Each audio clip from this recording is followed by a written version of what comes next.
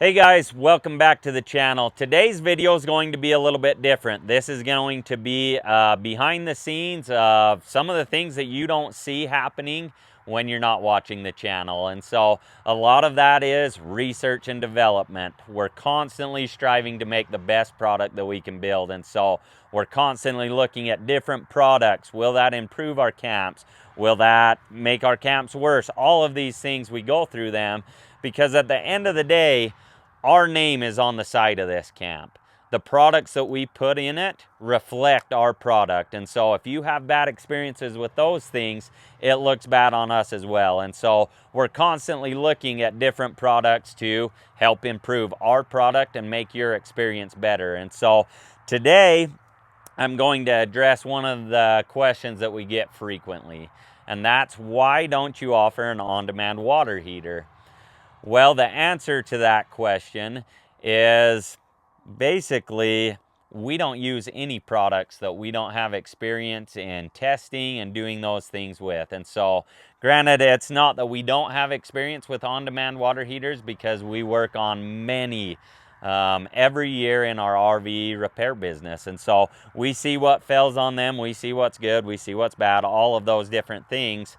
But the piece that we're lacking is the actual use and long term. And so we see customers come in with their trailer, they have an issue with their on-demand water heater, we fix it, they go on their way, we might never hear from them again. And so we lack the ability to say, we've used an on-demand water heater for X amount of years or whatever it may be, and this is our experience with it. And so when Fogatti reached out to me and said, hey, we'd like you to try our water heater, see what you think about it, I jumped at the opportunity, because like I say, we can make decisions based on what we've seen, but I want to see real world use. And so this isn't a hype video or anything like that. This is us putting these products to use in one of our camps, so that when you call or when you comment, we can help you make an educated decision on what's going to work best for you. And so that's what today's video is going to focus on, is an on-demand water heater, Fogatti to be specific.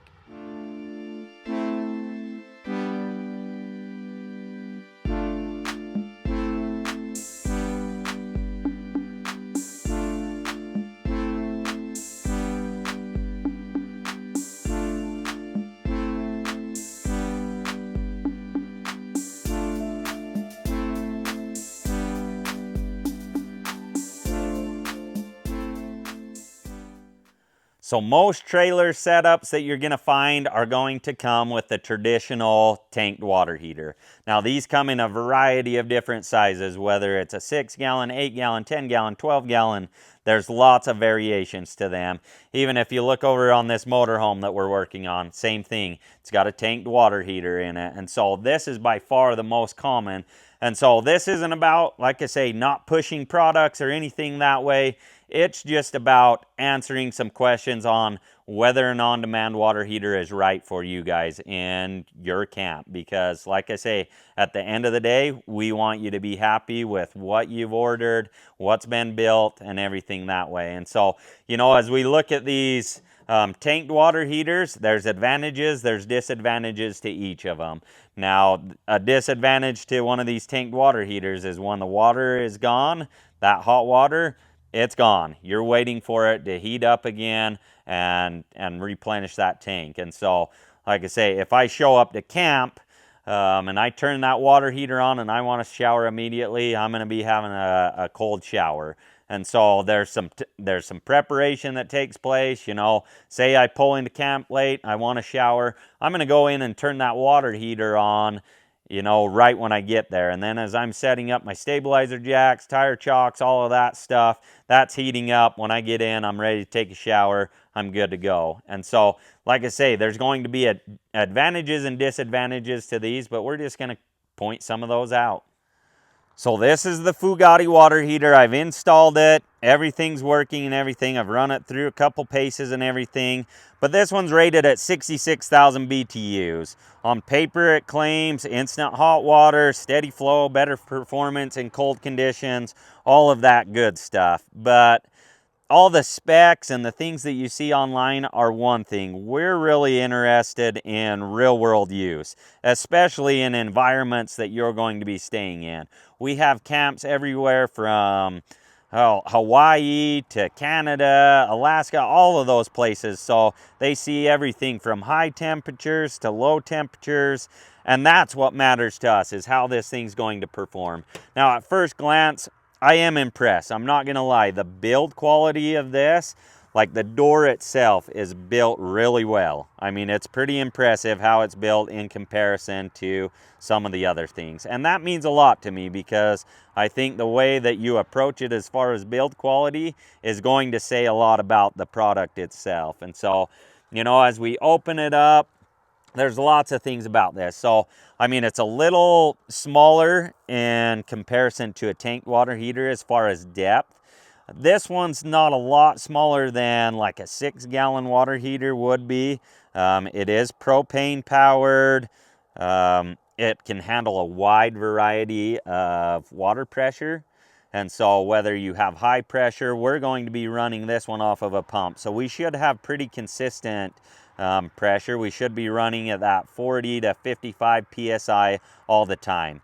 Now, I could see having issues, and that's been a thing with on-demand water heaters in the past, is if you have a variation in water pressure, it's going to affect how that works. And so I think, you know, this is a good time for us, because when they first rolled out, we saw nothing but issues with them. And so there was constantly problems with them, whereas we're not quick to jump on the bandwagon. Like I say, we like to let them get the kinks worked out, and then we're going to put them to the test. We're going to do some real world application as far as that goes. And so install wise, pretty straightforward. Same size hole as most your water heaters.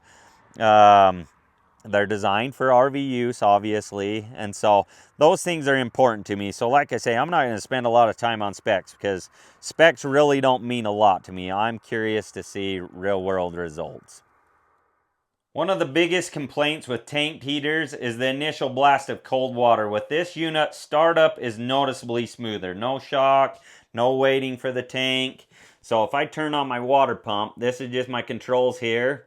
If I power this up, this is going to tell me the temperature, and then I've got a play button. That means it's ready to go. It's basically in standby mode, and so as long as I've got power to it and propane to it, it's ready to go as soon as there's a demand on the system. And so as I open this up on hot water, you're going to see it senses flow. It's going to kick on the fan, and then it's going to light. And you're going to see that temperature climb pretty rapidly.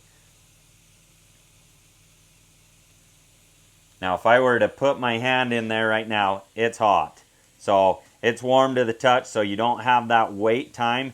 Now, granted, this, we're not moving a lot of water from, at least the distance wise, we're not moving a lot of water from our water heater. So you've got your sink here. My water heater literally just sits right there. So that could vary depending on, you know, say you're in the shower or whatever and it's clear on the other end of the trailer. You might end up running a little bit of water until you get hot water, but it's nothing in comparison to like a tanked water heater. Whereas if you initially just fired that water heater up and hopped in the shower, you're not going to get hot water at all probably at that point. If I look right now, we're at 113 degrees. This is set, so I've got it set at 123 degrees. If I would have let that run a little bit longer, it would have brought that temperature up.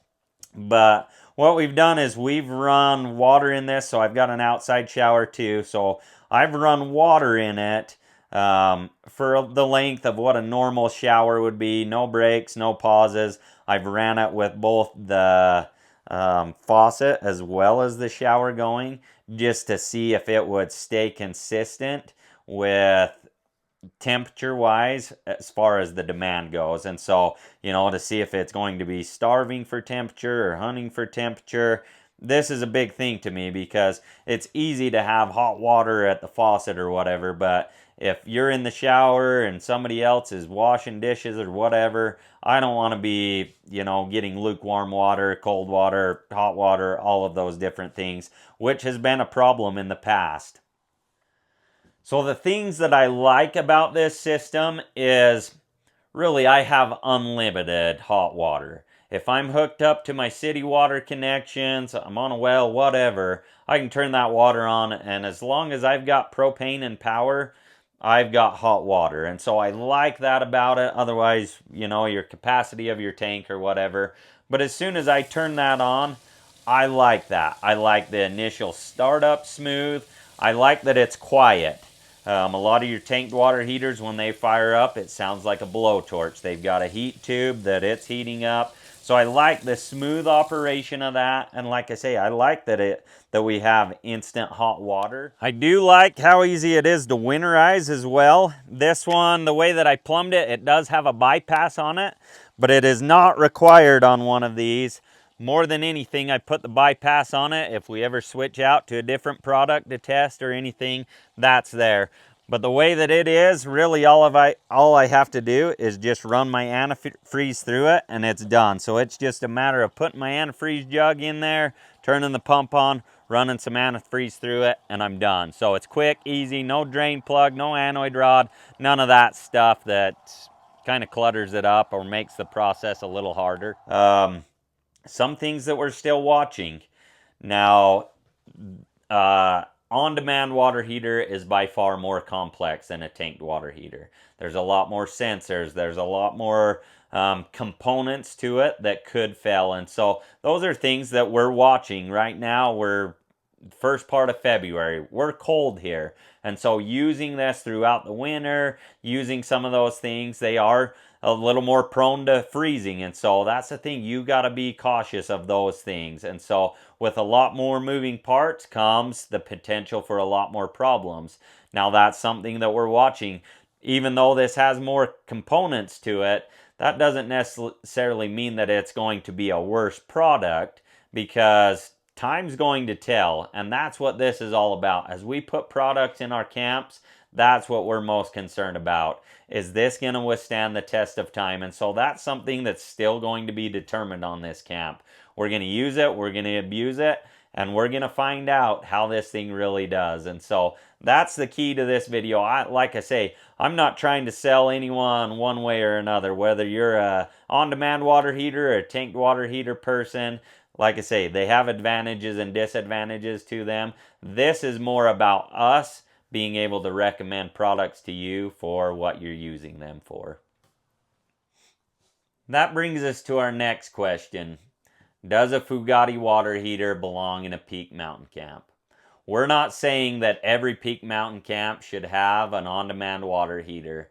What we're saying is it's promising enough that it deserves a real-world look. And so that's exactly what we're doing, is taking our time to put it through its paces so that, like I say, as you call, as you comment, as you do those things, we can help you make a better decision. Because for some of you, an on-demand water heater absolutely makes sense. And for others, a more traditional tanked water heater might be your better option. And so that's something that, as you call and stuff, we can answer those questions.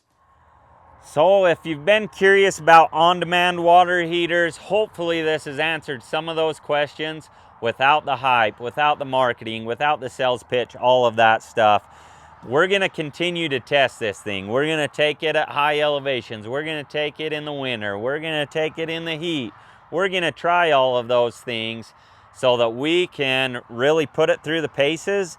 And if it earns a spot at Peak Mountain Camps, you might see some in some of our builds. Because like I say, we're not afraid to recommend products or recommend that you don't use those products. Like I say, our customers mean more to us than pushing products. And so we want to make sure that your camp is the best that it can be.